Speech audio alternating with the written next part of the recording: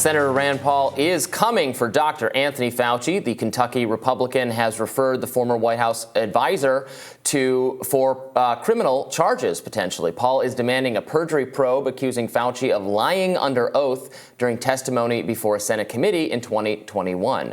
Paul said in a statement, Dr. Fauci testified that the NIH does not now fund gain-of-function research in the Wuhan Institute of Virology. In a subsequent hearing, I warned Dr. Fauci of the criminal implications of lying to Congress and offered him an opportunity to recant his previous statements. In July 2021, Fauci testified how his former department has not ever and does not now fund gain-of-function research in the Wuhan Institute of Virology. Senator Paul has also made an official criminal referral to Attorney General Merrick Garland.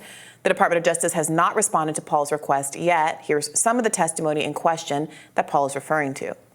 Support funding of the NIH funding of the lab in Wuhan.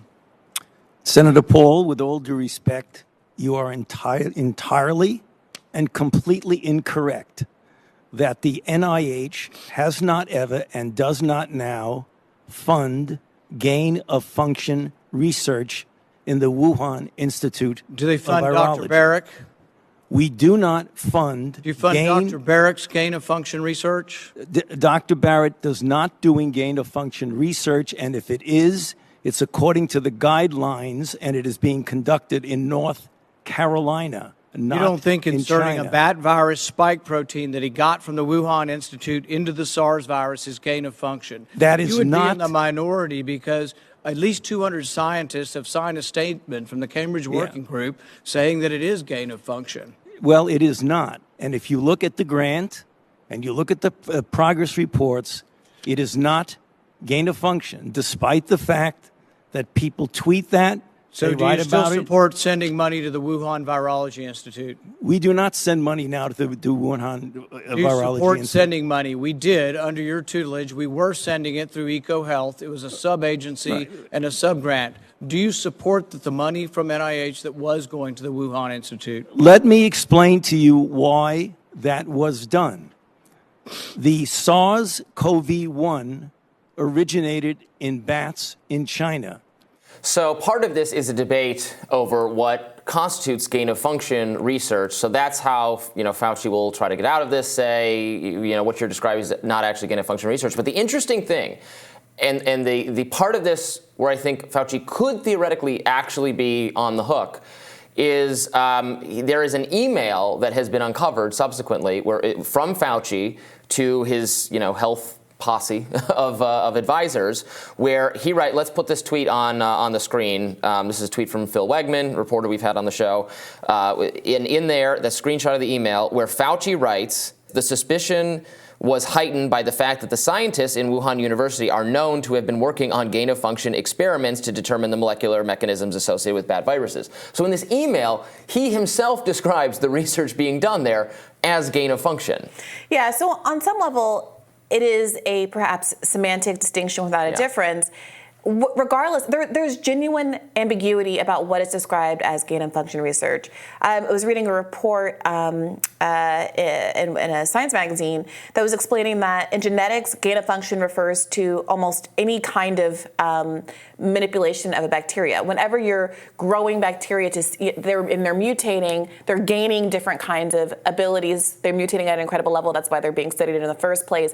And so you could potentially be creating new, more viral, more pathogenic kinds of outcomes. However, there has been an evolution and change as to what that specific term is actually applied to.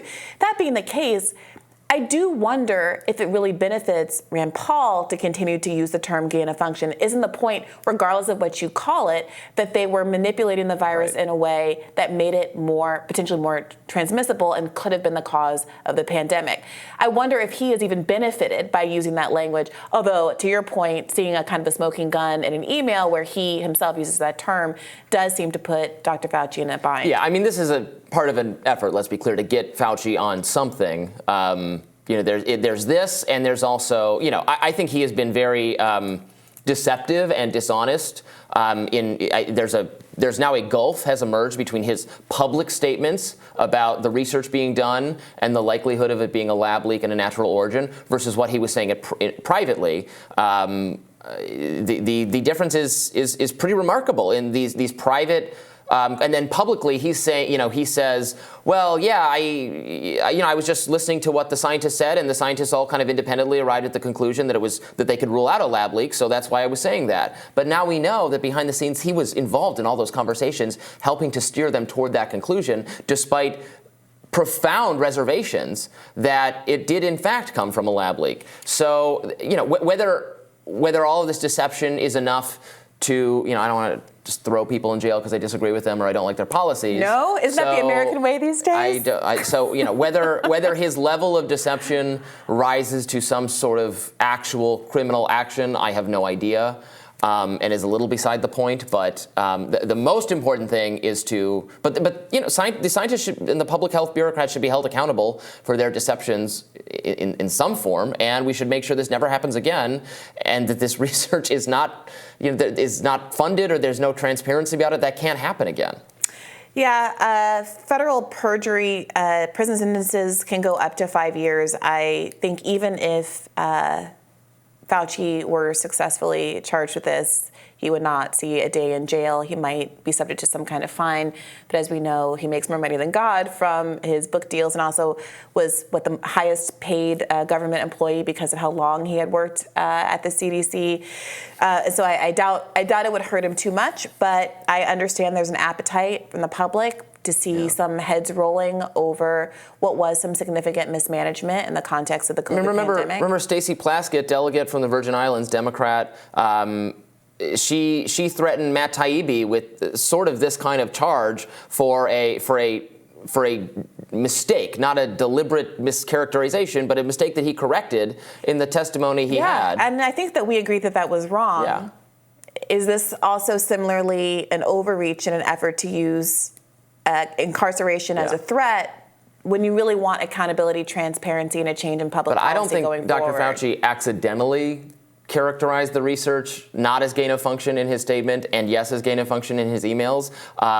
If that was a mistake and he genuinely doesn't know what the definition of gain of function research is, this was the wrong person to have in the position of signing off on this research for decades. It's true. Look, I personally, my lackadaisical attitude here is not because I don't think that there should be accountability if, in fact, Anthony Fauci was lying to the public, as it increasingly seems that he was, or at least misrepresenting what he believed privately, publicly. It's just that there's so many problems going on, particularly in the health context, and I really do wish we were having public hearings on all of the abuses of the pharmaceutical industry, the healthcare industry, investigation into the lobbying dollars that are taken by all the people who are going to sit on this panel and wag their fingers at Dr. Anthony Fauci, while millions of Americans are dying every year. 68,000 Americans die every year from a lack of healthcare access. Untold numbers die from other kinds of preventable diseases. 50% of families where there's a cancer diagnosis experience medical bankruptcy. And these are the kind of priorities that persist. I'm not saying it has to be an either-or scenario. I just do sometimes wish that there was a similar energy devoted to other kinds of problems. Fair enough. We'll have more Rising right after this.